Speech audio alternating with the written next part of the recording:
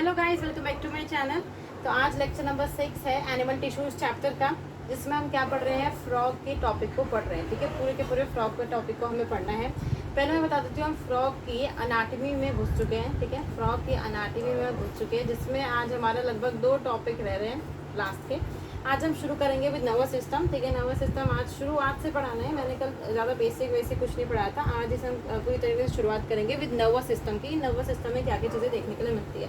तो जब मैं नर्वस सिस्टम की बात करते हैं, तो नर्वस सिस्टम के बारे में आपको पता होना चाहिए कि हमारा जो नर्वस सिस्टम है, ह्यूमन बींग्स का जो नर्वस सिस्टम है और जो फ्रॉग्स का नर्वस सिस्टम है, उसमें ज़्यादा कुछ फ़र्क नहीं है। फिर भी आपको चीज़ें बतानी चाहिए।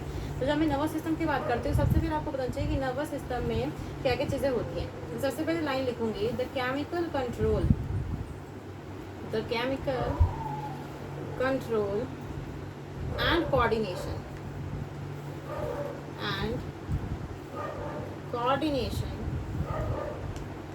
is highly evolved in frogs। ये लाइन तो बहुत इजी है कि जो केमिकल कंट्रोल एंड कोऑर्डिनेशन है फ्रॉग्स के अंदर, वो हाईली इवॉल्व है। क्योंकि फ्रॉग्स भी तो आप कह लीजिए एम्फीबियंस में आता है, और हम लोग हाईली इवॉल्व ह्यूमन बींग्स के। देखो, फ्रॉग आते हैं एम्फीबियंस में, और हम लोग किस में आते हैं, हम लोग आते हैं मैमल्स में। ठीक है, हम लोग आते हैं मैमल्स में। तो मैमल्स जैसे काफ़ी ज़्यादा इवॉल्व है, उसी प्रकार से एम्फीबिया भी काफ़ी ज़्यादा इवॉल्व होता है। तो इस लाइन को ज़्यादातर याद करने की जरूरत है, पर मैं लिखवा दूँ। नेक्स्ट चीज़, अब मेन चीज़ से हम शुरुआत करते हैं कि क्या क्या चीज़ें आपको पढ़नी है। सबसे पहली बात हम बात करते हैं कि नर्वस सिस्टम में क्या क्या आता है। It includes both nervous system, इसमें नर्वस सिस्टम भी आता है, और नर्वस सिस्टम के साथ साथ एंडोक्राइन ग्लैंड्स भी आते हैं। नर्वस सिस्टम के साथ साथ एंडोक्राइन ग्लैंड्स भी आते हैं। मतलब आपसे कोई पूछे कि नर्वस सिस्टम में क्या क्या आएगा, इन द केस ऑफ फ्रॉग्स, तो क्या क्या आएगा, बोथ नर्वस सिस्टम आएगा and the endocrine gland. Both, यहाँ मैंने बोथ चीज़ लिखी है, सिर्फ नर्वस सिस्टम नहीं, सिर्फ एंडोक्राइन नहीं, दोनों, both nervous system and the endocrine gland. ये सिर्फ लर्न करने वाली बात थी कि it includes both nervous system and the endocrine gland nervous system के केस में। ठीक है, इससे आगे बढ़ते हैं। मैंने बोला it includes both nervous system and the endocrine gland. फिर उसके बाद the chemical coordination, the chemical coordination is achieved by hormones secreted by endocrine glands।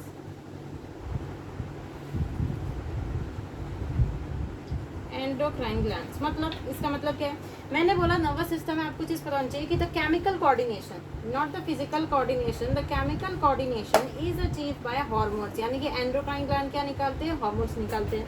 Endocrine gland का क्या काम है, हार्मोन्स निकालना। क्या काम है, हार्मोन्स निकालना काम है। और वो क्या होता है, हार्मोन्स निकालना एक प्रकार के केमिकल कोऑर्डिनेशन में आता है, जो कि एंडोक्राइन ग्लैंड करते हैं। इसको भी याद ही करना है, इतना कुछ समझने वाली चीज़ नहीं। इस वाले टॉपिक में आपको नर्वस सिस्टम वाले टॉपिक में ज़्यादातर चीज़ें याद ही करनी है। ठीक है, ये चीज़ हो गई। इसके बाद आपको पता होना चाहिए कि कौन कौन से एंडोक्राइन ग्लैंड के नाम है। टोटल 8 नाम है, वो सारे के सारे नाम आपको याद होने चाहिए। मैं साथ लिखा देती हूँ। एंडोक्राइन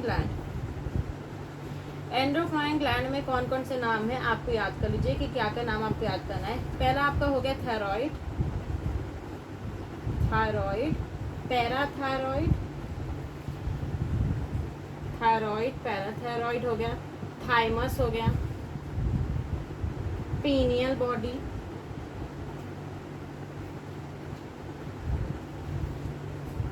पेनक्रियाटिक आइसलेट्स,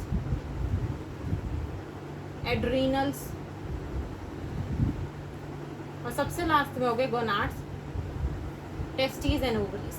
क्या क्या बोला मैंने, थायराइड हो गया, पैराथायरॉइड हो गया, थाइमस हो गया, पीनियल बॉडी हो गई, पेनक्रियाटिक आइसलेट्स हो गया, एड्रीनल्स हो गया, गोनाड्स हो गए। ये आके क्या आते हैं, एंडोक्राइन ग्लैंड में आते हैं। किस में आते हैं, एंडोक्राइन ग्लैंड में आते हैं। आपको इन सभी के नाम याद होने चाहिए कि thyroid, parathyroid, thymus, pineal body, pancreatic islets, adrenals and gonads, जिसमें टेस्टीज और ओवरी आता है। ठीक है, ये नाम याद हो गया। अब आपका मेन पार्ट शुरू होता है। तो थोड़ा इंट्रोडक्टरी पार्ट है कि आपको ये चीज़ों को याद करना है। यहाँ से अब मेन चीज़ शुरू होती है, वो क्या है। सबसे पहले बात आपको पता होनी चाहिए कि the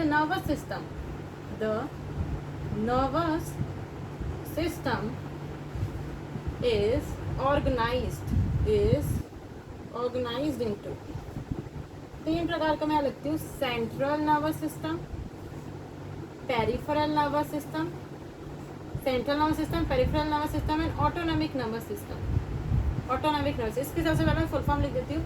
central nervous system, central nervous system, peripheral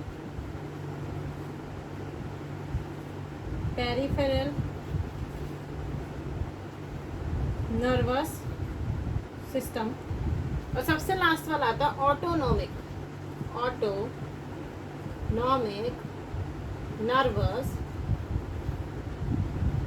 nervous system. ठीक है, नर्वस सिस्टम इतने आते। सबसे पहली बात मैंने बोला nervous system, nervous system is organised into central nervous system, peripheral nervous system. ठीक है, किस किस में ऑर्गेनाइज होता है? सेंट्रल नर्वस सिस्टम में ऑर्गेनाइज होता है, पेरिफेरल नर्वस सिस्टम में ऑर्गेनाइज होता है, और ऑटोनॉमिक नर्वस सिस्टम में ऑर्गेनाइज होता है। ये 3 चीज़ों आपको याद होनी चाहिए कि 3 भागों में बढ़ जाता है, 3 चीज़ों में ऑर्गेनाइज होता है, central nervous system, peripheral nervous system और ऑटोनॉमिक नर्वस सिस्टम, जिसको ANS कहते हैं, इसको CNS कहते हैं और बीच वाले को कहते हैं PNS। ठीक है, CNS, PNS और ANS ये शॉर्ट फॉर्म से ये आपको याद होनी चाहिए। ठीक है, अब मैं बताती हूँ कि इनमें इंडिविजुअली क्या क्या आता है सेंट्रल नर्वस सिस्टम है उसमें। सबसे पहली बात, जब मैं सेंट्रल नर्वस सिस्टम की बात करती हूँ, सेंट्रल नर्वस सिस्टम में आता है brain and spinal cord, brain and spinal cord. ठीक है, ब्रेन एंड स्पाइनल कॉर्ड, ये हो गया आपका ब्रेन। ठीक है, ये हो गई आपकी स्पाइनल कॉर्ड। ठीक है, इसको आप लिख लीजिए ब्रेन, और ये हो गई आपकी स्पाइनल कॉर्ड, स्पाइनल कॉर्ड। ये दोनों मिला किस में आई? सेंट्रल नर्वस सिस्टम में आई। किस में आई? सेंट्रल नर्वस सिस्टम में आई। ये पूरा मैं आपको होल स्ट्रक्चर बना के दिखा देती हूँ। फिर जब मैंने बोला peripheral nervous system, peripheral nervous system मैं ऊपर लिखा, ये पहला हो गया पॉइंट, ये दूसरा हो गया पॉइंट। पेरिफेरल नर्वस सिस्टम में आते हैं क्रेनियल एंड स्पाइनल नर्व्स। इसका मतलब क्या है देखिए, पहले मैंने बोला ये हो गया ब्रेन। ठीक है, ये क्या हो गया ब्रेन, और ये क्या होगी स्पाइनल कॉर्ड। तो ब्रेन और स्पाइनल कॉर्ड दोनों को मिला के सेंट्रल नर्वस सिस्टम में आते हैं। अब देखिए, क्रेनियल का मतलब होता है बॉक्स, जैसे क्रेनियम को ब्रेन बॉक्स कहा जाता है। तो यहाँ ब्रेन से निकलने वाली जो नर्व्स होगी, उसे मैं कह सकती हूँ क्रेनियल नर्व्स। उसे क्या कहा जा सकता है? क्रेनियल नर्व्स कहा जा सकता है। और जो स्पाइनल कॉर्ड से नर्व्स निकलेगी, उसे हम क्या कह सकते हैं? उसे हम स्पाइनल नर्व्स कह सकते हैं। तो मैंने आपको ये पूरा स्ट्रक्चर बना के दिखाया कि मैं बोलूँ पहले सेंट्रल नर्वस सिस्टम में ब्रेन और स्पाइनल कॉर्ड आएंगे। ये आपने बनाया ब्रेन, ये एक रफ स्ट्रक्चर है। ये आपने एक बनाया ब्रेन, नीचे हो गया स्पाइनल कॉर्ड, इन दोनों को मिला के सेंट्रल नर्वस सिस्टम में आएंगे। जब मैंने बोला पेरिफेरल नर्वस सिस्टम, तो पेरिफेरल नर्वस सिस्टम में आपके क्रेनियल और स्पाइनल नर्व्स को आना था। क्रेनियल यानी कि क्रेनियल का मतलब होता है ब्रेन, तो जो ब्रेन से निकले नर्व्स वो क्रेनियल नर्व्स, जो स्पाइनल कॉर्ड से निकले नर्व वो स्पाइनल नर्व्स। आपको टर्म से ही समझ में आना चाहिए। अगर आपको क्रेनियल टर्म भी याद नहीं रहेगी तो स्पाइनल से स्पाइनल, ठीक है, स्पाइनल से स्पाइनल यानी कि स्पाइनल नर्व्स। उसके बाद अब लास्ट वाला बताती हूँ मैं, जो कि बच गया था ऑटोनोमिक नर्वस सिस्टम, जिसको हम शॉर्ट फॉर्म में ANS भी कह सकते हैं। ठीक है, थर्ड जो सबसे लास्ट वाला बच गया वो है ANS, ऑटोनोमिक नर्वस सिस्टम। ठीक है, क्या हो गया? Autonomic nervous system. जब मैंने बोला ऑटोनोमिक नर्वस सिस्टम, इसमें आते हैं सिंपैथेटिक एंड पैरासिम्पैथेटिक। इस टर्म को सिर्फ ये इन 2 चीज़ों को याद कर लीजिए, ज़्यादा डिटेल में जाने की जरूरत नहीं है। जब आप ह्यूमन के केस में न्यूरल कंट्रोल एंड कोऑर्डिनेशन में पढ़ेंगे तो आप ज़्यादा डिटेल में इस चीज़ को पढ़ सकते हो। यहाँ सिर्फ आपको लर्न करना है कि ऑटोनॉमिक नर्वस सिस्टम में सिंपैथेटिक और पैरासिम्पैथेटिक आते हैं। ठीक है, ऑटोनॉमिक नर्वस सिस्टम में सिंपैथेटिक और पैरासिम्पैथेटिक आते हैं। इतनी चीज़ नोट डाउन कर ले। अब आपको नेक्स्ट लाइन जो याद करनी है वो नेक्स्ट लाइन है कि देयर आर 10, ठीक है, 10 cranial nerves arising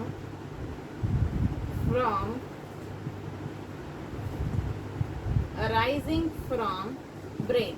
मतलब मैंने बोला 10 क्रेनियल नर्व्स निकलते हैं। मतलब आप ये मैंने जो ब्रेन का स्ट्रक्चर बनाया था इसमें 1 2 3 4 5 1 2 3 4 5 कुछ ऐसे समझ लीजिए कि 10 क्रेनियल नर्व्स निकलती हैं फ्रॉग के केस में, इन द केस ऑफ फ्रॉग। और ह्यूमंस के केस में, फ्रॉग के केस में यहाँ पे क्या डिफरेंसेस है, ह्यूमंस के केस में 12 क्रेनियल नर्व्स निकलती है फ्रॉम द ब्रेन। ठीक है, इसको लर्न कर लीजिए, लर्न इट। ठीक है, इंपॉर्टेंट है कि 12 क्रेनियल नर्व्स निकलती हैं। तो मैंने बोला there are 10 cranial nerves arising from brain. ठीक है, there are 10 cranial nerves arising from brain in the case of frog. और ह्यूमंस के केस में 12 क्रेनियल नर्व्स अराइज होती है फ्रॉम द ब्रेन पार्ट। ये टोटली लर्न करने वाला पार्ट है कि there are 10 cranial nerves arising from brain in the case of frog and humans के केस में 12 cranial nerves arising from the brain. ठीक है, नेक्स्ट चीज़ जो आपको पता होनी चाहिए कि जो ब्रेन होता है, ठीक है, जो ब्रेन होता है, ब्रेन को भी तो प्रोटेक्शन की जरूरत होती है, वो सबसे मोस्ट इंपॉर्टेंट ऑर्गन है। तो ब्रेन को क्या है, brain is enclosed in a bony structure. ठीक है, बोन से बना हुआ structure, in a bony structure जिसको हम ब्रेन बॉक्स कहते हैं। ठीक है, ब्रेन क्या कहते हैं, ब्रेन बॉक्स कहते हैं, ब्रेन बॉक्स कहते हैं या फिर क्रेनियम। इस पे 1 मार्क पर क्वेश्चन आ सकता है, 1 मार्क का क्वेश्चन आ सकता है कि brain is enclosed in bony structure. यहाँ पर कार्टिलेजिनस लिख देंगे तो वो चीज़ गलत हो जाएगी। तो brain is enclosed in an bony structure, brain enclose होता है एक बोनी स्ट्रक्चर के अंदर जिसको हम ब्रेन बॉक्स या फिर क्रेनियम कहते हैं। समझ लीजिए कि ये ब्रेन हो गया, इंक्लोज हो गया एक बोनी स्ट्रक्चर में फॉर द प्रोटेक्शन, और यहाँ पर फ्लूइड वगैरह भरा होगा। ठीक है, जो कि शॉक एब्जॉर्बर होगा। इस तरीके से आप एक सिंपल स्ट्रक्चर समझ सकते हैं कि brain is enclosed in a bony structure जिसे ब्रेन बॉक्स या फिर क्रेनियम कहा जाता है, जिसे ब्रेन बॉक्स या फिर क्रेनियम कहा जाता है। ठीक है, नोट डाउन कर लीजिए। फिर उसके बाद नेक्स्ट चीज़ हम बताते हैं, इसमें प्रॉपर लर्न करने का, इसमें आप ज़्यादा कुछ आपको समझने की बात नहीं है, आप डायरेक्ट लर्न करते जाइए। उसके बाद ब्रेन जो है वो डिवाइडेड होता है 3 रीजन में। कौन कौन से 3 रीजन में, फोर ब्रेन, मिड ब्रेन, सबसे लास्ट वाला hind brain. Forebrain, midbrain, hind brain. पहला हो गया फोर ब्रेन, दूसरा हो गया मिड ब्रेन, तीसरा हो गया हाइंड ब्रेन। ठीक है, brain is divided into 3 parts, fore brain, midbrain और हाइंड ब्रेन। अब इनके अंदर क्या क्या आता है वो आपको पता होना चाहिए कि फोर ब्रेन, मिड ब्रेन और हाइंड ब्रेन में क्या क्या आता है। मैंने बोला brain is divided into 3 regions, brain is divided into 3 regions. कौन कौन से, फोर ब्रेन, मिड ब्रेन और hindbrain. Forebrain, midbrain और hindbrain. Forebrain, midbrain, hindbrain. आपको बताना चाहिए कि फोर ब्रेन में क्या आता है। फोर ब्रेन में आता है ऑल फैक्ट्री लोब्स, सबसे पहला। ठीक है, ऑल फैक्ट्री लोब्स। दूसरा आता है पेयर्ड, ठीक है, पेयर्ड यानी कि 2 paired cerebral hemisphere, cerebral hemisphere. और सबसे लास्ट आता है unpaired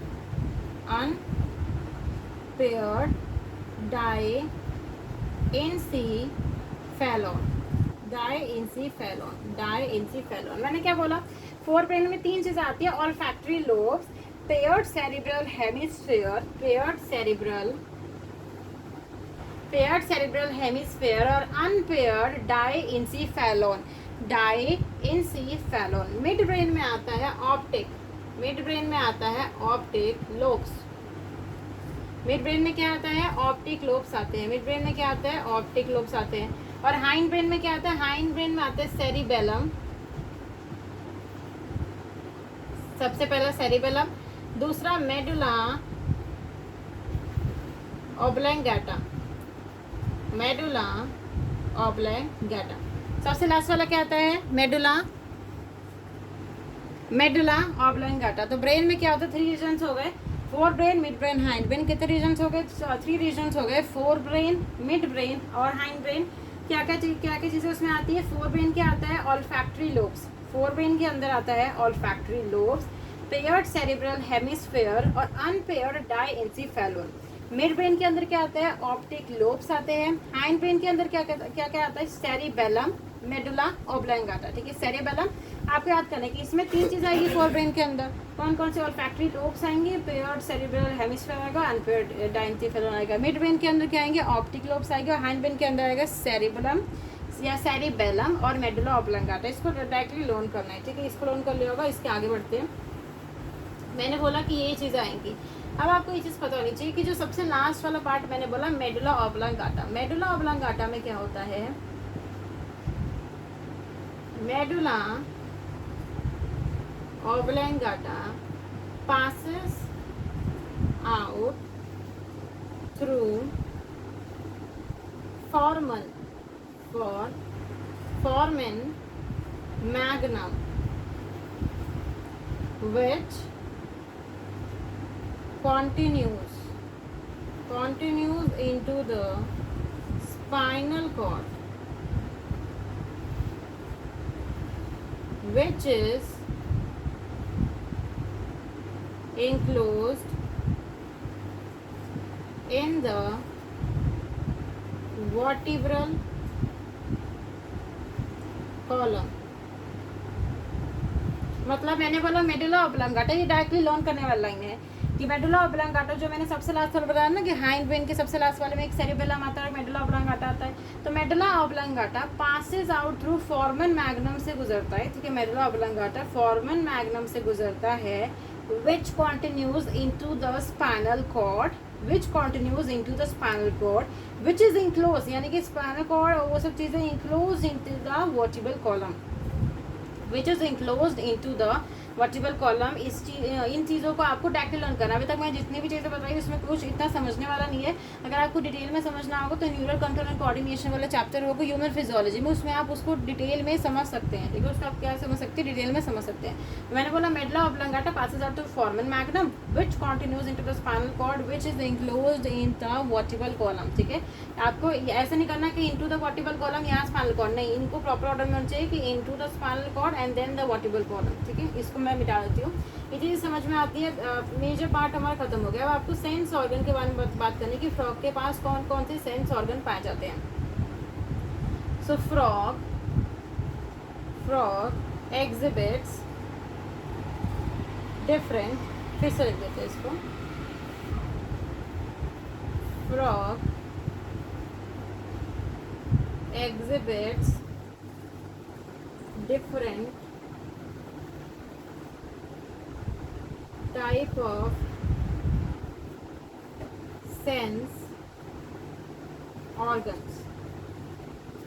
frog exhibits different type of sense organs। frog के पास different type of sense organ होते हैं। मैं जो जो नाम लिखूंगी वो सबके सब आपको याद होनी चाहिए। सबसे पहला होता है organ of touch, organ of touch जिसे क्या लिखते हैं, सेंसरी पेपिला, सेंसरी पेपिला, ठीक है। क्या लिखते हैं, sensory papilla, organ of touch जैसे सेंसरी पेपिला लेते हैं। फिर उसके बाद टेस्ट के लिए जैसे टेस्ट कहाँ है, टेस्ट बर्ड्स होते हैं। स्मेल के लिए होता है नेजल एपिथेलियम, स्मेल के लिए होता है नेजल एपिथेलियम, ठीक है। स्मेल के लिए क्या होता है, नेजल एपिथेलियम होता है। हियरिंग के लिए, सुनने के लिए और बैलेंसिंग के लिए, यानी कि इक्विलिब्रियम के लिए, बैलेंस बनाए रखने के लिए आप यहाँ पर इक्विलिब्रियम भी लिख सकते हो। उसके लिए होता है टिम्पैनम, जो मैंने आपको पहले ही बता दिया था जब मैं एक्सटर्नल मोर्फोलॉजी यानी कि फ्रॉग के केस में जो आप कह सकते हैं कान होते हैं उन्हें आप टिम्पैनम कहते हैं। तो frog exhibit different kinds of या different types of sense organ. सबसे पहला होता है ऑर्गन ऑफ टच जिसे मैं सेंसरी पेपिला कहती हूँ। सबसे पहला होता है ऑर्गन ऑफ टच, सबसे पहले क्या होता है ऑर्गन ऑफ टच, सबसे पहले क्या होता है ऑर्गन ऑफ टच होता है जिसे मैं सेंसरी पेपिला कहती हूँ। फिर उसके बाद टेस्ट के लिए होता है टेस्ट बर्ड्स, स्मेल के लिए होता है नेजल एपिथेलियम, हियरिंग और बैलेंसिंग के लिए मतलब हियरिंग सुनने के लिए भी और बैलेंसिंग के लिए भी इक्विलिब्रियम आप कह सकते हैं टिम्पैनम होते हैं। तो जितनी भी चीज़ें मैंने लिखी हैं सेंस ऑर्गन्स में ये सारे आपको याद होनी चाहिए कि ऑर्गन ऑफ टच के लिए सेंसरी पेपिला होते हैं, टेस्ट के लिए टेस्ट बर्ड्स होते हैं, स्मेल के लिए नेजल एपिथेलियम होता है और हियरिंग और बैलेंसिंग दोनों के लिए, हियरिंग और बैलेंसिंग के लिए या इक्विलिब्रियम बनाए रखने के लिए अगर इक्विलिब्रियम में दिखेगा तो उसका आंसर क्या है टिम्पैनम होता है। इसे क्या कर सकते हैं आप नोट डाउन कर सकते हैं। ये सारे के सारे जो मैंने सेंस ऑर्गन के नाम बताए इनको आपको बहुत अच्छे से लर्न कर लेना है, ठीक है। उसके बाद आपको पता होना चाहिए कि आईज इनमें किस प्रकार की होती है। अगर आप कॉकरोच की आईज देखोगे तो कॉकरोच में कंपाउंड आईज होती है, ओमाटीरिया से बनी होती है, मोज़ेक विजन देखने को मिलता है। तो फ्रॉग में ऐसा कुछ नहीं है। जैसे हमारे अंदर आईज होती है ना सिंपल आई, उसी प्रकार से फ्रॉग के केस में भी सिंपल आईज होती हैं, made up of single unit. Frog के केस में सिंपल आईज होती है, made up of single units. Eyes किस प्रकार की होती है? Eyes are pair of spherical structures present in, कहाँ प्रेजेंट होता है? Present in orbit, present in orbit in skull, present in orbit in skull, present in orbit in skull. मैंने बोला ये पूरा का पूरा आइस का डिस्क्रिप्शन है कि आइस किस प्रकार की, ठीक है, उसकी आंखें किस प्रकार की होती हैं, ये पूरे का पूरा आंखों का डिस्क्रिप्शन है। तो आपको बताना चाहिए कि फ्रॉग के केस में आइस कैसे होंगी? सिंपल आइज होंगी। मैंने इसलिए बोल्ड लेटर्स में लिखा है आइस कैसे होंगी, सिंपल आइज होंगी, made up of single unit से बनी होंगी। आइस कैसे होते हैं? पेयर्ड स्ट्रक्चर्स होते हैं, 2 आंखें पाई जाती हैं। पेयर्ड स्ट्रक्चर्स कैसे? Spherical, present in orbit in school. कहाँ होता है? Present in orbit in school. ये सारी की सारी बातें किसकी हो गई? आइस के बारे में हो गई कि ये फ्रॉग के केस में आइस किस प्रकार का होता है, ठीक है, इसको आप नोट डाउन कर सकते हैं। आप थोड़ा बहुत कान की और बातें, ठीक है, कि कान किस प्रकार के होता है। और आपको जितने भी मैंने आपको सेंस ऑर्गन के बारे में बताया, उन सेंस ऑर्गन में से जो आइस, ठीक है, जो आइस और इंटरनल ईयर्स होते हैं, ठीक है, टिम्पैनम में सिर्फ और सिर्फ इंटरनल ईयर्स ही पाए जाते हैं। कैसे? देखिए यहाँ पर आप लिख सकते हैं कि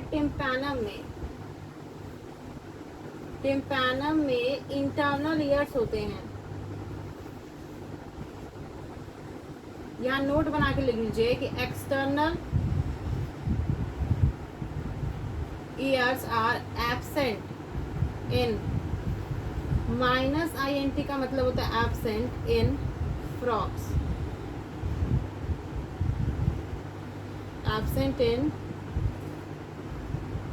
फ्रॉग्स, ठीक है, एब्सेंट इन फ्रॉग्स के केस में एब्सेंट होता है।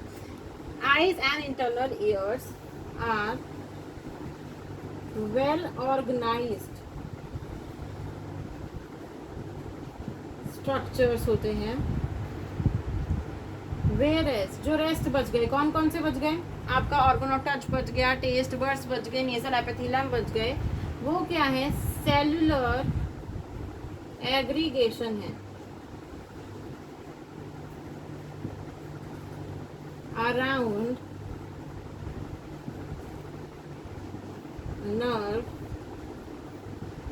एंडिंग, ठीक है। तो मैंने बोला eyes and internal ears, eyes और internal ears are well organised structure, whereas जो रेस्ट बच गए, वेयरएज रेस्ट ऑल जो बच गए वो क्या है? सेलुलर एग्रीगेशन है, सेलुलर ऑर्गेनाइजेशन या सेलुलर एग्रीगेशन है अराउंड नर्व एंडिंग। फिर मैंने बताया कि टिम्पैनम सिर्फ और सिर्फ इंटरनल ईयर्स को सजेस्ट करता है, इंटरनल ईयर्स को दिखाता है। एक्सटर्नल ईयर्स फ्रॉग के केस में नहीं पाए जाते हैं। इसका बहुत अच्छे से लर्न कर लीजिए कि एक्सटर्नल ईयर्स फ्रॉग के केस में नहीं पाए जाते हैं, ठीक है। तो यहाँ पर मैंने जितने भी पॉइंट्स बताए इतने ही नर्वस सिस्टम में आते थे। इतनी चीज़ों का आप अच्छे से लर्न कर लीजिएगा, ठीक है। जितने भी पार्ट्स में नर्वस सिस्टम के इसको मैं रब कर देती हूँ, तो यहाँ पर आपका नर्वस सिस्टम भी कंप्लीट हो जाता है। एक लास्ट टॉपिक बचता है जो है रिप्रोडक्टिव सिस्टम एंड फ्रॉग के क्या क्या इकोलॉजिकल इंपॉर्टेंस है, ठीक है।